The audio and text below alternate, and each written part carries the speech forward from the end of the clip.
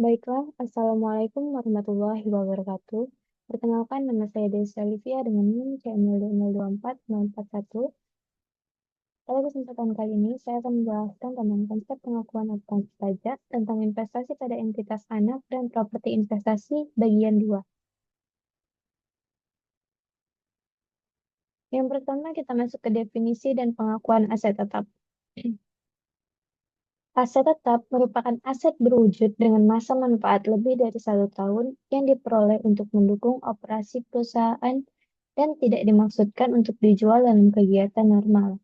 Berdasarkan PSAK 16, suatu aset diakui sebagai aset tetap jika memiliki manfaat ekonomis masa depan yang pasti dan biaya perolehannya dapat diukur secara andal.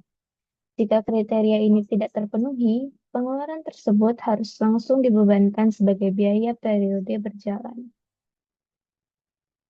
Lalu ada komponen biaya perolehan dan aspek perpajakan, di mana biaya perolehan mencakup seluruh pengeluaran langsung untuk membawa aset ke kondisi siap pakai, termasuk harga beli, biaya impor, serta biaya instalasi. Dalam aspek perpajakan, PPN masukan dapat dikreditkan oleh pengusaha kena pajak atau PKP, sehingga tidak menambah harga perolehan, namun bagi non-PKP, PPN tersebut wajib dikapitalisasi ke dalam nilai aset. Secara fiskal, biaya ini tidak boleh langsung dibebankan, melainkan harus disusutkan sepanjang masa manfaatnya. Lalu ada investasi entitas anak dan properti investasi. Akuisisi entitas anak mewajibkan pengukuran aset pada nilai wajar sesuai PSAK 22 yang seringkali menimbulkan perbedaan dengan nilai historis fiskal sehingga memicu munculnya liabilitas pajak tangguhan. Sementara itu, properti investasi yang dimiliki untuk menghasilkan sewa atau apresiasi nilai tetap wajib disusutkan secara fiskal meskipun perusahaan menggunakan model nilai wajar dalam akuntansi komersialnya. Ada pula perlakuan pajak atas sewa aset tetap. Transaksi sewa tanah dan bangunan dikenakan PPh final sebesar 10% dari jumlah bruto persewaan bagi pihak penyewa maupun pemilik. Untuk aset selain tanah dan bangunan seperti mesin, penghasilan sewa dikenakan PPh pasal 23 dengan tarif 2% yang bersifat tidak final dan dapat dikreditkan. Perbedaan pengakuan aktual secara akuntansi dan pembayaran tunai secara fiskal menciptakan perbedaan waktu dalam kewajiban perpajakan. Lalu ada transaksi sell and leaseback. Dalam transaksi jual dan sewa kembali, secara akuntansi keuntungan dapat ditangguhkan dan diamortisasi selama masa sewa jika dikategorikan sebagai sewa pembiayaan. Namun, ketentuan perpajakan mewajibkan keuntungan tersebut diakui secara penuh pada saat transaksi penjualan terjadi tanpa mempertimbangkan penangguhan akuntansi. Hal ini menimbulkan beda sementara yang mengharuskan perusahaan mengakui liabilitas pajak tangguhan. Ada pula perbedaan metode penyusutan komersial dan fiskal, yaitu akuntansi komersial memberikan fleksibilitas penggunaan metode garis lurus, saldo menurun, atau unit produksi dengan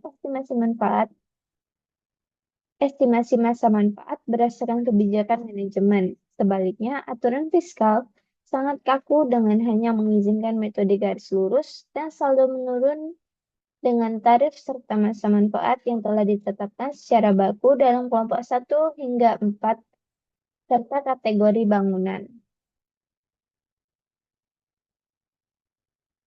Untuk akuntansi pajak atas pertukaran aset tetap, pertukaran aset secara fiskal selalu dianggap sebagai dua transaksi terpisah, yaitu penjualan aset lama dan pembelian aset baru, sehingga keuntungan dihitung berdasarkan nilai wajar.